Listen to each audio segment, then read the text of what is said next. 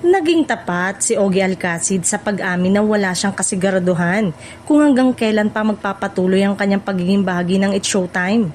Ayon sa veteranong singer at host, malaking hamon ng mabilis na pagbabago sa mundo ng telebisyon na direktang nakaapekto sa maraming programa.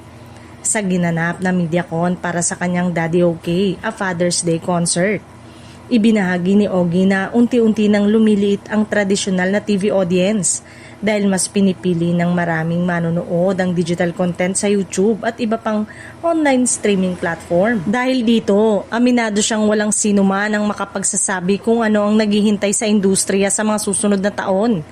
Para kay Ogie, kailangang maging handa ang lahat sa patuloy na pagbabago at pag-angkop sa bagong takbo ng entertainment landscape.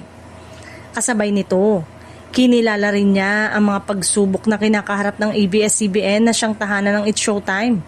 Pagamat apektado ang network at ilan itong programa, sinabi niyang nananatiling matatag ang samahan ng mga artista at production team. Ayon kay Ogie, hindi na bago sa kanilang pagharap sa krisis. Naalala niya ang matinding pagsubok ng mawala ng prangkisa ang ABS-CBN pati ang panahon na sa online platform lamang umeere ang kanilang programa. Para sa kanya, malaking patunay ng tibay ng It's Showtime ang kakayanan nitong manatiling relevant sa kabila ng lahat. Hindi rin niya inakalang darating ang panahon na mapapanood muli sila sa GMA Network. Aniya, isa itong patunay na maraming imposible ang nagiging posible kapag buo ang tiwala at determinasyon ng isang samahan.